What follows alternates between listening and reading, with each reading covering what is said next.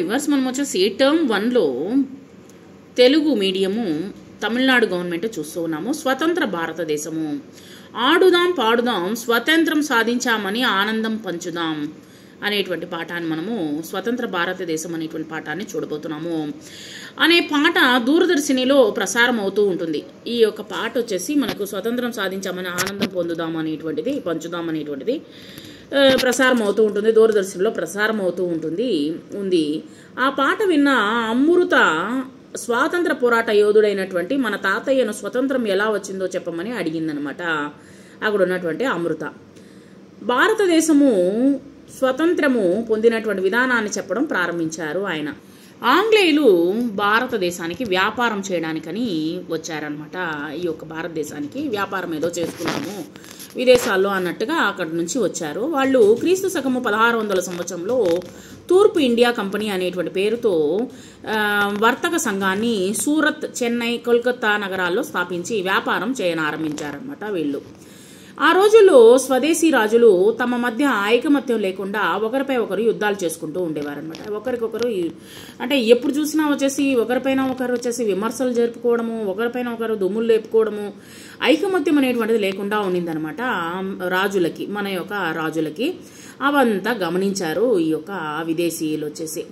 ఒకరిపై ఒకరు యుద్ధాలు చేసుకుంటూ ఉండేవారు. ఇవన్నీ గమనించారు. ఈ బలహీనతని అలుసుగా తీసుకున్నటువంటి ఆంగ్లేయులు క్రమక్రమంగా మన దేశాన్ని ఆక్రమించి అనేక చట్టాలను రూపొందించి మన దేశాన్ని పరిపాలించడం మొదలుపెట్టారనమాట. ఎందుకంటే విభజించి పాలించడం అనేటువంటిది వాళ్ళు తీసుకుని వచ్చిందే అనమాట. ఈ విధంగా విభజించి మన యొక్క రాజులను విభజించి ఆ విధంగా వీళ్ళు లోపలికి వచ్చారనమాట. ప్రజల హక్కుల్ని హరించారు. ప్రజలకి ఉండేటువంటి హక్కులన్నింటినీ తీసేసుకున్నారు. ప్రజల్ని బానిసలుగా చేసుకున్నారు. ఆంగ్లేయులు తమ దేశంలో తయారు చేసేటువంటి వస్తువుల్ని విక్రయించడానికి ఒక వ్యాపారం స్థలంగా భారతదేశాన్ని ఉపయోగించుకున్నారు. ఆంగ్లేయుల వల్ల అనేక కష్టాలకు గురైనటువంటి మన దేశ ప్రజలు వారిని ఎదిరించి పోరాటం మొదలుపెట్టారు. ఆంగ్లేయ పాలన నుండి విముక్తి పొందడానికి అనేకమైనటువంటి విప్లవాలు చేపట్టారనమాట. అనేక మంది రాజులు విప్లవాలు చేపట్టారు. అనేకమైన మంది విప్లవాలు స్వాతంత్ర పోరాటం కోసము పాల్గొన్నారు. వాటిలో 1806 సంవత్సరంలో జరిగినటువంటి వేలూరు విప్లవము, 1857లో జరిగినటువంటి మొదట స్వాతంత్ర పోరాటం అనేటువంటిది చాలా ముఖ్యమైనటువంటిది అనమాట. ఈ యొక్క దాంట్లో 1806లో జరిగినటువంటి వేలూరు విప్లవము, 1857లో జరిగినటువంటి మొదటి స్వాతంత్ర పోరాటానికి నాంది అనేటువంటిది వీటి సర్వార్కర్ అనేటువంటి ఆయన రచించారనమాట. సరే, వేలూరు విప్లవము ఏ విధంగా జరిగింది అనేటువంటి చూద్దాము. ఐరోపా దేశాల్లో ధరించేటువంటి టోపీలను భారతదేశ సిపాయిలు కూడా వేసుకోవాలని నిర్బంధం చేశారు. సో వాళ్ళు వేసుకునేటువంటి టోపీలు ధరించాలనేటువంటిది నిర్బంధం చేశారనమాట. తిలకం పెట్టుకోవడము, గడ్డం పెంచుకోవడము మొదలైన మతపరమైనటువంటి విశ్వాసాలపై ఆంగ్లేయ ప్రభుత్వము నిషేధం అనేటువంటిది విధించింది. ఇవి వేలూరు విప్లవానికి ముఖ్య కారణాలుగా ఉండిందనమాట.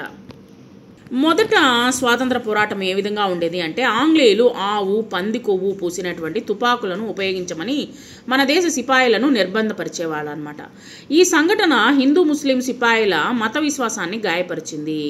సో బహదూర్ షా, నానాసాహెబ్, తాంతియా తోపే, ఝాన్సీ రాణి లక్ష్మీబాయి మొదలైన వారు ఈ విప్లవంలో ముఖ్య నాయకులుగా పాల్గొన్నారు. ఈ విధమైనటువంటి మొదట స్వాతంత్ర పోరాటం అనేటువంటిది వీళ్ళు పాల్గొనడం జరిగింది. ఈ పోరాటాన్ని ఆంగ్లేయులు తమ సైన్య బలంతో అణిచివేశారు. ఎందుకంటే వాళ్ళ దగ్గర తుపాకులు ఉన్నాయి కాబట్టి, వాళ్ళు కొంచెం అడ్వాన్స్గా ఉన్నారు కాబట్టి, మనం కత్తులతోనే ఇంకా పోరాడుతూ ఉన్నాం కాబట్టి, ఈటెలు బల్లెలతో పోరాడుతూ ఉన్నాం కాబట్టి మనల్ని అణిచివేయడం జరిగింది. కొంతకాలం తర్వాత స్వాతంత్ర పోరాటంలో ఒక ముఖ్యమైనటువంటి సంఘటన అనేటువంటి జరిగింది అని తాతయ్య చెప్పారు. ఏమిటి ఆ సంఘటన అని అమృత తన తాతయ్యని అడిగింది. భారత జాతీయ కాంగ్రెస్ అనేటువంటిది ఏర్పడింది. భారతీయుల సమస్యల్ని, అవసరాలని తీర్చడానికి 1885 సంవత్సరంలో ఆంగ్ల అధికారి ఆలన్ అక్టోవియన్ హూమ్ భారత జాతీయ కాంగ్రెస్ను ముంబైలో ప్రారంభించారు. తర్వాత ఈ సంస్థ స్వాతంత్ర పోరాటాన్ని నడిపే ఉద్యమం సంస్థగా మారింది. ఆంగ్లేయుల్ని ఎదిరించి అనేక పోరాటాలు చేసిందనమాట ఈ యొక్క కాంగ్రెస్, జాతీయ కాంగ్రెస్ అనేటువంటిది. ఆ తర్వాత బెంగాల్ విభజన అనేటువంటిది విదేశ వస్త్రాలను తగలబెట్టడం అనేటువంటి జరిగింది. పోరాటాలు తీవ్ర రూపం దాల్చడము గమనించినటువంటి ఆంగ్లేయులు హిందువులు ముస్లింల మధ్య ఉండేటువంటి ఐక్యతను విడగొట్టాలని నిర్ణయించుకున్నారనమాట. అప్పుడు 1905 సంవత్సరంలో ఆంగ్ల సేనాని కర్జన్ ప్రభువు బెంగాల్ను 2 విభాగాలుగా విభజించాడు. ఈ చర్యను ఎదిరించినటువంటి అదే సంవత్సరంలో స్వదేశీ ఉద్యమం కూడా ప్రారంభమైంది. ఈ ఉద్యమ ఫలితంగా విదేశీ వస్తువుల కొనుగోలు అనేటువంటిది నిషేధించడం జరిగింది. మనము విదేశ వస్తువులని కొనుగోలు చేయకుండా వాటిని తగలబెట్టడం మొదలుపెట్టారనమాట మన యొక్క భారతీయులు. ఆ తర్వాత జలియన్ వాలాబాగ్ మారణ హోమం అనేటువంటి జరిగింది. భారతీయుల స్వతంత్ర పోరాటాన్ని అణచివేయాలని ఆంగ్లేయులు 1919 సంవత్సరంలో రౌలత్ చట్టాన్ని తీసుకొని వచ్చారు. రౌలత్ చట్టాన్ని ఎదిరించి పంజాబ్ రాష్ట్రంలోని అమృతసర్ నగరంలో జలియన్ వాలాబాగ్ అనేటువంటి చోట ప్రజలు సమావేశమయ్యారు.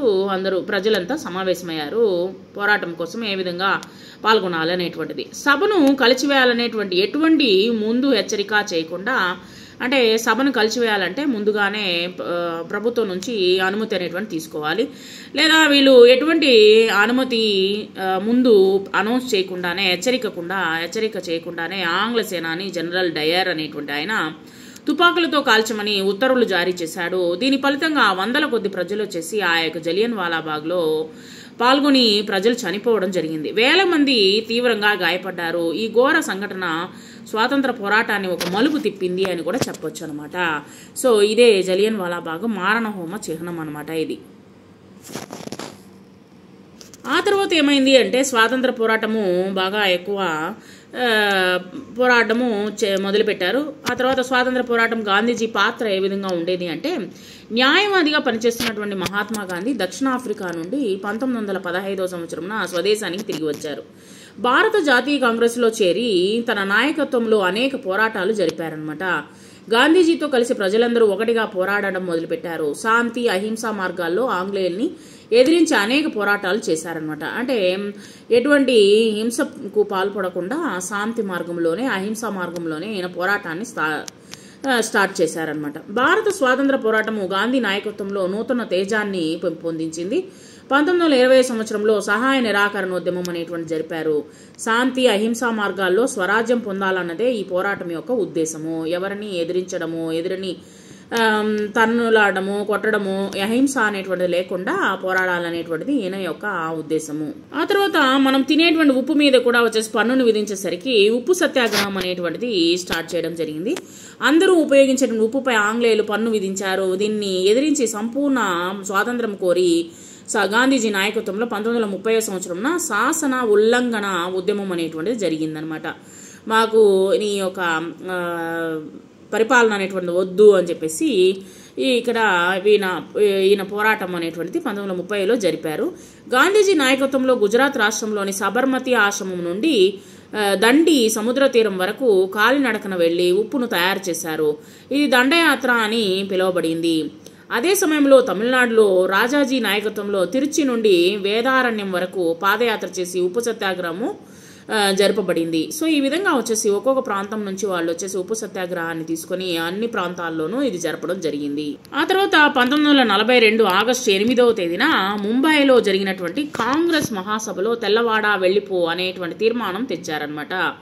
గాంధీజీ ప్రజలకు సాధించు లేక మరణించు, సాధించో లేదా మరణించు అనేటువంటి ప్రబోధించడం జరిగింది. పోరాటాల తీవ్రతను గమనించినటువంటి ఆంగ్లేయులు క్రమక్రమంగా భారతీయులకు తమ ప్రభుత్వంలో స్థానం అనేటువంటిది కల్పించడం మొదలుపెట్టారనమాట. ఇలాంటి ఎన్నో పోరాటాలు, వేలాది మంది ప్రజల ప్రాణత్యాగాల ఫలితంగా 1947 సంవత్సరం ఆగస్టు 15వ తేదీన మనకు భారతదేశానికి స్వతంత్రం అనేటువంటిది వచ్చింది. సో వచ్చిన తర్వాత భారతదేశపు మొదటి ప్రధానమంత్రి ఎవరైనట్టే జవహర్లాల్ నెహ్రూ గారు అనమాట. ఢిల్లీ ఎర్రకోటలో మన భారతీయ జెండాను ఎగరవేయడం జరిగింది. గర్వంగా తెలిపారు తాతయ్య. స్వాతంత్ర పోరాట చరిత్రను శ్రద్ధగా విన్నటువంటి అమృత తన తాతయ్య గారితో మన తమిళనాడులో స్వాతంత్ర పోరాటంలో పాల్గొన్నటువంటి ముఖ్య నాయకులను తెలుపగలరా అని అడిగిందనమాట. ఎవరెవరు మన తమిళనాడులో పాల్గొన్నారు అనేటువంటిది తెలుసుకుందామని అడిగింది. స్వాతంత్ర పోరాటంలో తమిళనాడు పాత్ర అనేటువంటిది చాలా ముఖ్యంగా ఉండేది. భారత స్వాతంత్ర పోరాటంలో తమిళనాడు పాత్ర చాలా ప్రాముఖ్యమైనటువంటిది. భారదియార్, కప్పలోటియ తమిళన్, వావు చిదంబరం, సుబ్రహ్మణ్య శివ, వాంజినాథన్, రాజాజీ, కర్మవీరుడు కామరాజు మొదలైనటువంటి వారు స్వతంత్ర పోరాటంలో కీలక పాత్ర పోషించారని తాతయ్య చెప్పారనమాట. ఓడను నడిపినటువంటి తమిళుడు కప్పలోటియ తమిళన్ అంటారే, అతన్ని గురించి కొంచెం చెప్పండి అని అమృత తన తాతయ్యను అడిగింది. కప్పలోటియ తమిళన్ అనేటువంటి ఆయన వావు చిదంబరంను ఓడను నడిపినటువంటి తమిళుడు అని చెప్పుకుంటారు. కప్పలోటియ తమిళన్ అని పిలుస్తారు ఆయన్ని. స్వదేశీ ఉద్యమం ఫలితంగా మన రాష్ట్రానికి దొరికినటువంటి ఒక మహనీయుడు వావు చిదంబరం పిళ్ళై. ఇతడు 1872 సెప్టెంబర్ 5వ తేదీన ఒట్టపిడారంలో జన్మించారనమాట. ఆయన న్యాయ విద్య చదువుకున్నటువంటి ఇతను భారతీయుల కోసము ఆంగ్లేయులను ఎదిరించి స్వదేశీ నౌక కార్యక్రమాన్ని ప్రారంభించారు. కలియో, లావో అనే 2 నౌకలను కొన్నారనమాట. కొని ఆంగ్లేయ ప్రభుత్వం అనేక అడ్డంకులు కల్పించినప్పటికీ భారతీయుల కోసము నౌక రాకపోకల్ని ప్రారంభించడం జరిగింది. అందువల్ల ఇతను కప్పలోటి తమిళన్ అని పిలువబడతారు. ఈయన తిరునెల్వేలిలో ఆంగ్లేయ ప్రభుత్వాన్ని ఎదిరించి దేశభక్తితో కూడినటువంటి ప్రసంగం అనేటువంటి చేసినందుకు ఖైదు చేసి జైల్లో బంధించారు. ఆయన జైలులో రాళ్లు పగలగొట్టారు, గానుక బండి లాగారు. తర్వాత చివరికి చెరసాల నుండి 1912న విడుదలై ఇతను 1936 నవంబర్ 18వ తేదీన కీర్తిశేషులైనారు, చనిపోవడం జరిగింది. స్వతంత్ర పోరాట చరిత్రలోన వావు చిదంబరము చెరగని చోటు సంపాదించుకున్నారు అని తాతయ్య చెప్పారు. కేంద్ర ప్రభుత్వం వీరిని గౌరవించాలనేటువంటి ఉద్దేశంతో 1972వ సంవత్సరమున సెప్టెంబర్ 5వ తేదీన వీరి పేరు మీదుగా తపాలా బిళ్లను కూడా విడుదల చేయడం జరిగింది. అదేవిధంగా తిల్లయడి వల్లియమ్మాయి గురించి తెలుసుకుందాము. తమిళనాడు నాగపట్నం జిల్లాలో ఉండేటువంటి తిల్లయడి అనేటువంటి గ్రామంలో వల్లియమ్మాయి అనేటువంటి ఆవిడ జన్మించడం జరిగింది. తర్వాత దక్షిణాఫ్రికాలో నివాసం ఏర్పరచుకున్నారు ఆవిడ. దక్షిణాఫ్రికాలో నివసించే భారతీయులందరూ క్రైస్తవ మత సిద్ధాంతం ప్రకారమే వివాహం చేసుకోవాలన్నటువంటి దక్షిణాఫ్రికా ప్రభుత్వ ఆదేశాన్ని ఎదిరించి తిల్లయడి వల్లియమ్మాయి గాంధీజీ, కస్తూరిబాయితో కలిసి పోరాడారనమాట ఈవిడ. అందువల్ల వీరికి 3 నెలలు జైలు శిక్ష విధించబడింది. జైల్లో ఉన్నప్పుడు అనారోగ్య కారణం వల్ల ఈమె చనిపోవడం జరిగింది.